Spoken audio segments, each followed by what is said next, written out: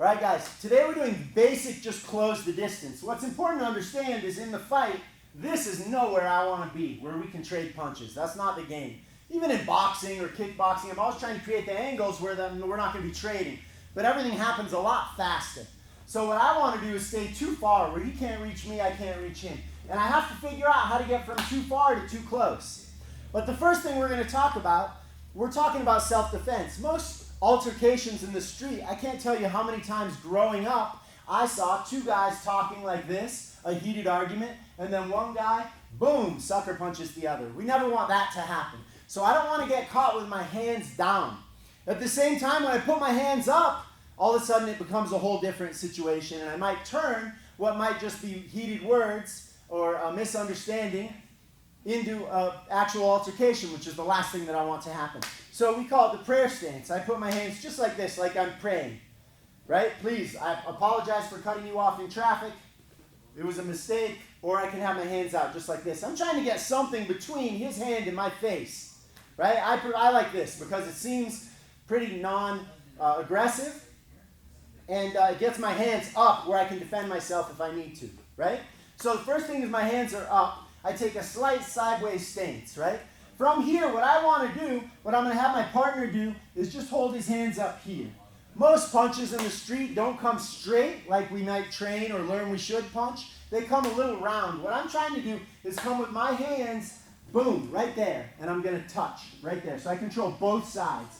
If I control just one side, punches usually come in twos, boom, and I get hit by the other. So what I'm going to do is my hands are up, and when either he cocks back to punch, or when I decide to go, boom, I come right here. My forehead touches his chest, and I catch with my wrist, not my hands. This is too much dexterity for me to think I'm going to have. It's just that right there. So I have this whole area that can catch, and I put my head right here. The biggest mistake I see is that people reach with their hands, and a skilled opponent is going to make me pay for that mistake. So what I want to do is close the distance with my feet, not with my hands. So it's boom. And I always step and then bring my other foot up. So that now if he steps back, bop, I can follow him out of frame if I need. But here we go again. So look, my hands are up from my prayer stance. Either he makes a move or he doesn't. I'm going to go right here. Boom. There. Right? My head touches at the same time. So first thing I like people to practice is just bump.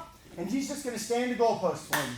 That's as if he was here and he decides to sucker punch me. Boom. I close that gap, mostly with my legs. Now my right hand pummels under, and I step to the right. Because my left foot was forward. So look, I step, and then I turn the corner. Same thing here. I step, boom, and I turn the corner. And once again, here I am controlling him, right?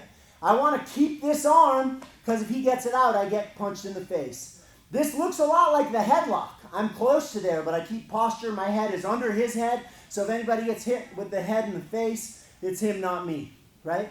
Right here, nice and tight. Again, I'm controlling this leg. Now here goes my takedowns from here. The first one is going to be hold, cup. I step 1, 2, and put my hip over, bend my legs, get him on top of me, extend. It's important that I understand when people blow it, they're kind of like this. And he kind of balances on that leg because I didn't get in front of him, pop, get him up on my hips. Again, with any hip throw, I'm not picking him up with my hip flexors by bending my waist. I'm lowering my level, bringing him on top of me, and extending. Nobody's getting thrown right now until everyone's comfortable with falling. Right? So that's my option A. Option B, and we probably did this within the last 2 weeks. So if the whole class hasn't learned all of this, it's not going to be perfect. Don't expect them to get all this. But if people have been coming to class the last couple weeks, they know how to do the headlock escape when we're standing up from the headlock defense. So it's the same thing. I'm here. If I want to go back, it's 1, 2. This foot does not mark the floor because now he can step over. It's not that my foot marks his foot.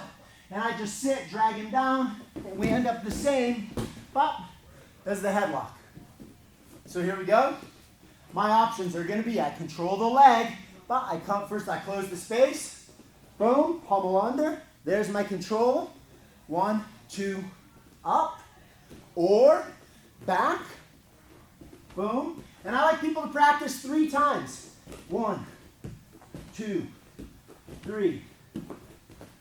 1. 2. The last one is this. I have him here, but he gets so wide and low that I can't do those. Get super wide and low. Not ridiculous like you're sitting. A little wider. He gets here. So it's tough for me to get this. It's hard for me to get under him to step in front. All I'm going to do here is I step, sweep his foot out. So it's going to look like this. Without him, without my uke, look at my feet. 1. So I basically am trying to put both of my feet on the same line. Okay? So if I had a line like this right here, I'm standing here, I try to put it up right there, a couple inches away from the toes. I'm going to step. I'm standing here. I'm going to step once. I'm all twisted up. Right? I feel like, is it Forrest Gump? Yes. My right foot does this. Just sweeps. Super easy sweep when it's the right movement. 1, 2. The guy goes right down. So here we go again.